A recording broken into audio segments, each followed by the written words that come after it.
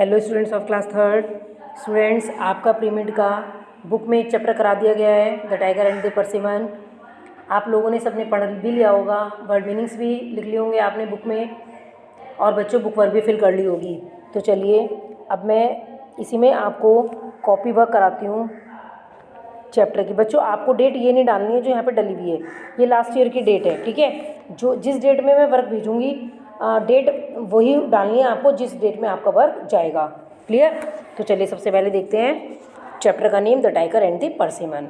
Difficult words को देखेंगे बच्चों।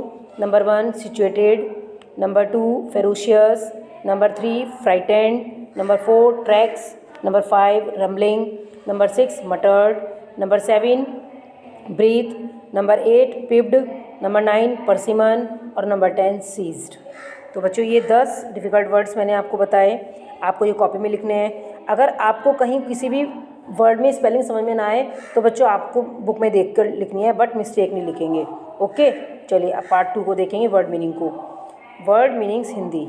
एक बात बच्चों, जब भी मैं आपको वर्ड मीनिंग कराती हूँ कॉपी में, हमेशा बोलती हूँ, हर चैप्टर में बताती हूँ कि आपको कॉपी में तो हिंदी में लिखना है, लेकिन एग्ज़ाम में आपको इंग्लिश टू इंग्लिश ही लिखने होते हैं। जो बच्चे हिंदी में लिखते हैं, सही लिखते हैं, उनको मैं मार्क्स नहीं देती हूँ, क्योंकि आपको इंग्लिश में लिखने होते हैं वर्ड मीनिंग। हिंदी में केवल आपकी हेल्प के लिए लिखवाए जाते हैं, जिससे आपको चैप्टर पढ़ने समझने में ईजी हो जाए। तो चलिए नंबर 1 देखते हैं वर्ड मीनिंग। फेरोशियस। फेरोशियस बच्चों मैंने क्या बताया था? दुष्ट, क्रूर।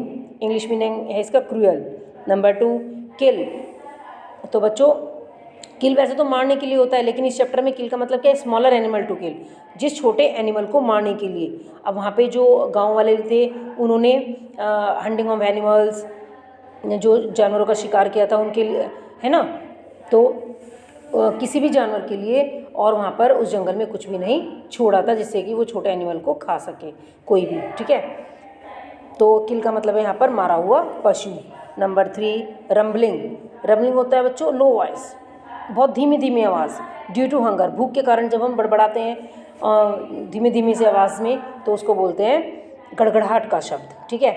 नंबर 4 मटर्ड। मटर्ड बोलते हैं बच्चों बड़बड़ाने को। Spoke in a very low voice, बिल्कुल धीरे धीरे बड़बड़ करना। रम्बलिंग तो होता है जब हम भूख की वजह से आवाज़ करते हैं, और मटर्ड होता है जब हम वैसे ही बड़बड़ाने लगते हैं। परसिमन होता है बच्चों ए सोर फ्रूट, एक ये खट्टा फल होता है, ठीक है। और नंबर 6 सीज्ड बोलते हैं बच्चों पकड़ने को, कस के पकड़ना, कॉट, होल्ड ऑफ। और नंबर 7 है आपका ए बीटन पाथ, एक पगडंडी मार्ग, रास्ता, है ना, ठीक है। तो बच्चों ये मैंने आपको 7 वर्ड मीनिंग बताए। इसके बाद जरा हम कुछ क्वेश्चन आंसर्स को देखेंगे। यहाँ पर answer the following questions. In questions के आपको आंसर्स लिखने हैं। पहले क्वेश्चन है बच्चों, Y did the tiger climb down the mountain and enter the village. Tiger पर्वत से नीचे क्यों उतरा था और उसने गांव में प्रवेश क्यों किया। तो इसका आंसर बच्चों आप इतना भी लिख सकते हो, इन सर्च ऑफ फूड, ठीक है। इन सर्च ऑफ फूड, भोजन की तलाश में वो गांव में आया था, ठीक है।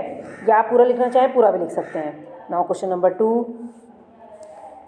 2, why was the tiger shocked. अब टाइगर को झटका क्यों लगा था?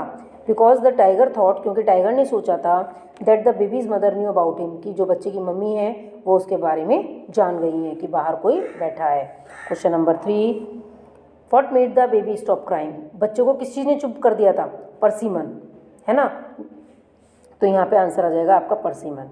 आप केवल परसिमन भी लिख सकते हो, आप पूरा आंसर भी लिख सकते हो। मेन वर्ड जो है वो इसमें परसिमन है। Now question number 4, who fell on the tiger and why. Tiger के ऊपर कौन गिर गया था और क्यों। टाइगर के ऊपर बच्चों एक थीफ गिरा था ना, तो यहाँ पर इसका आंसर हो गया thief.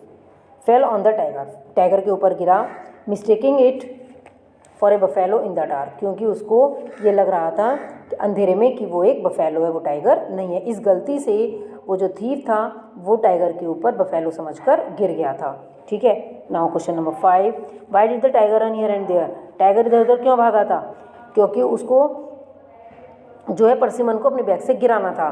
To throw the persimmon off his bag, persimmon को अपने बैग से गिराने के लिए टाइगर इधर उधर भागने लगा था। लेकिन उसने क्या किया था थीफ ने? उसने उसकी जो बैग थी उसको टाइटली होल्ड कर लिया था, है ना, कस के पकड़ लिया था। क्योंकि अगर वो कस के ना पकड़ता तो वो गिर जाता, और गिरने के बाद क्या होता, वो जो टाइगर था वो उसके टुकड़े टुकड़े कर देता। तो बच्चों मैंने आपको यहाँ पर कुछ क्वेश्चन आंसर्स, वर्ड मीनिंग्स और डिफिकल्ट वर्ड समझाए, बताए। आपको कॉपी में लिखने हैं सुंदर सुंदर राइटिंग, जिससे कि हमें राइटिंग इजीली समझ में आ जाए। ओके स्टूडेंट्स, नेक्स्ट टर्न पर मैं आपका दूसरा चैप्टर स्टार्ट करूँगी। आपको साथ साथ वर्क करते हुए चलना है। Okay students, thank you and have a nice day.